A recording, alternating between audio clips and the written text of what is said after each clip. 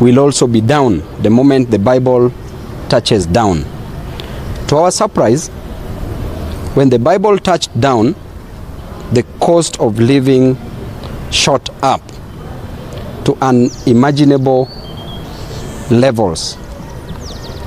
And I want to say that the cost of fuel, the prices of fuel that shot up is a sign that indeed the president is making right his promise, the promise of taking Kenyans to heaven. Yale mambo matatu, ile ya watu kwenda binguni, indeed is being exercised.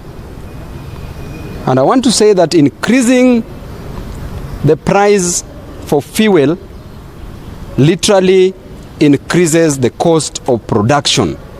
Therefore, the cost of living cannot be lowered if the cost of production goes up.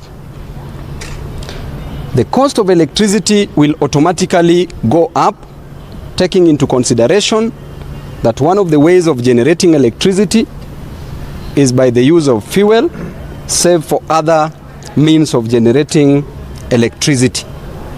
The cost of water will automatically go up because for you to pump water, you will need electricity, which already is high.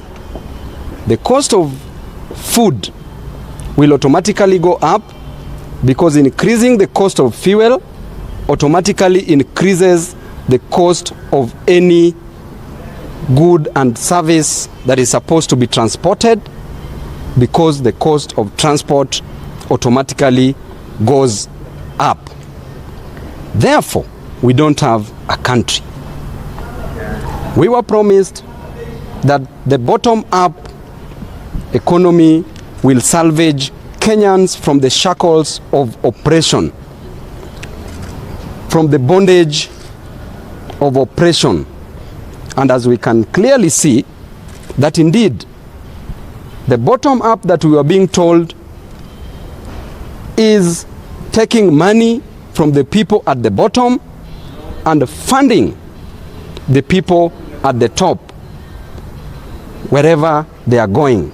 As you can see, the president and his deputy has left Kenya in a crisis as they are globe-trotting, as they are touring other countries.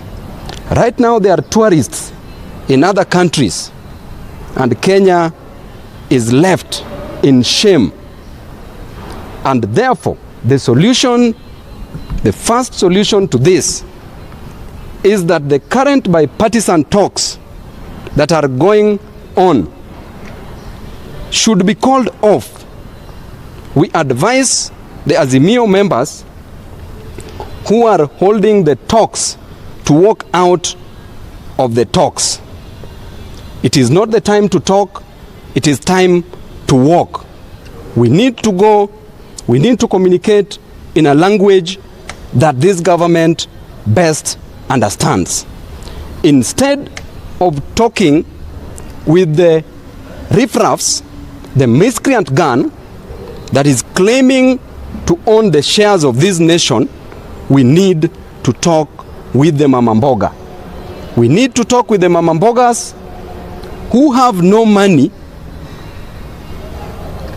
who have no transport cost to go and restock, who have no money to go and buy more stock because the cost of mboga is now at a higher price. We need to talk with the boda riders who have no money to refuel their bodas. We need to talk with the matatu industry who have no money to fuel their cars for businesses. We need to talk with the men and women, the parents of this nation, who have no money to transport their children to institutions of higher learning. We need to talk to the parents who have no money to pay for fees at the university.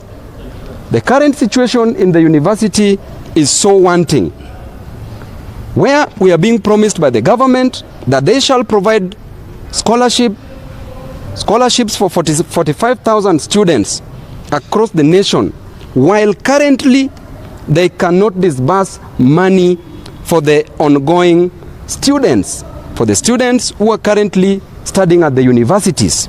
If those standing cannot get their share, how will those crawling get their share? Therefore, whatever is happening at the Bomas of Kenya must be cancelled with an immediate effect. And the moment we resume to our normal operations, then the president and the deputy president shall come back to Kenya, because as things are, they are very comfortable.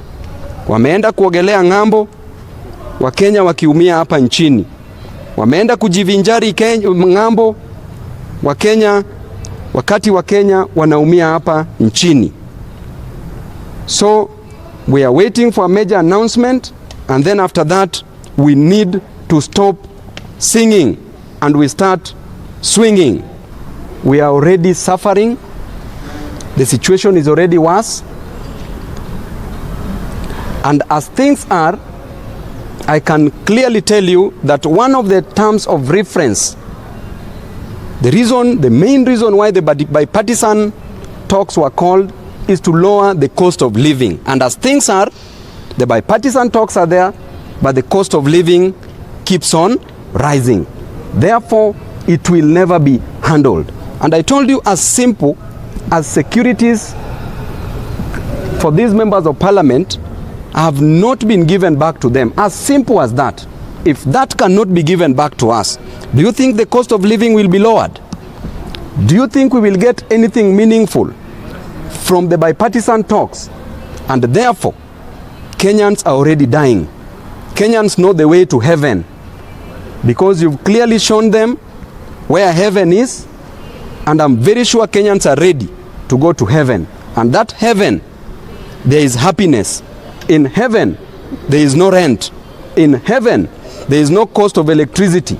In heaven, you are not buying water. In heaven, there is free food.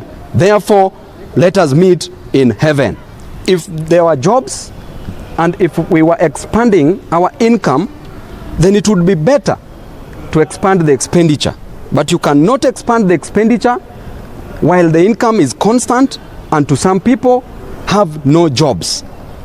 Look at the oil that we import from Libya, the oil that we import from Nigeria and Sudan, and we pay them in dollars. Does that make sense?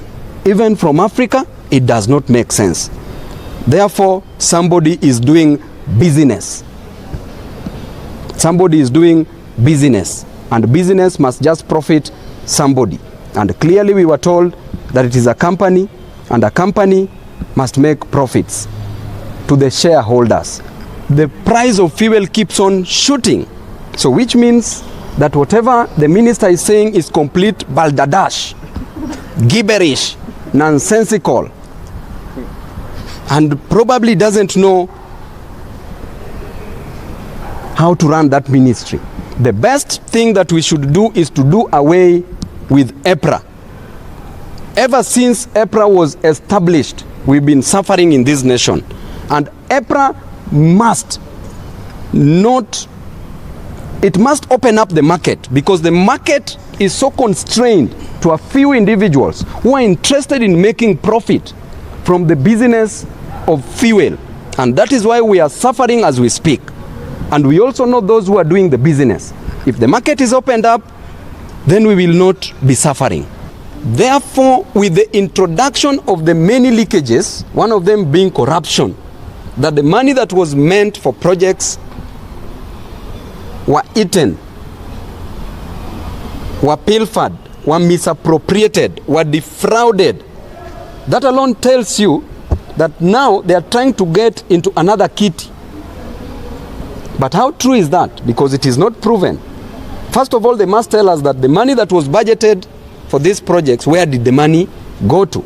So I think whatever is saying is a mere statement of puff and misrepresentation of facts into factoids. Hizi pikipiki za umeme ziko ngapi zimefika hapa nchini Kenya? Usitengeneze pikipiki moja mbili kisha useme pikipiki za umeme zimefika nchini Kenya. Usilete gari mbili tatu nchini Kenya ambazo zinatumia umeme kisha useme magari za umeme zitumike hapa nchini Kenya. Na kama bei ya umeme already iko juu, hata hakuna haja kuelekea hiyo route, because the main reason why wameleta hii mambo ya kutumia magari na pikipiki za umeme ni to reduce mambo za pollution.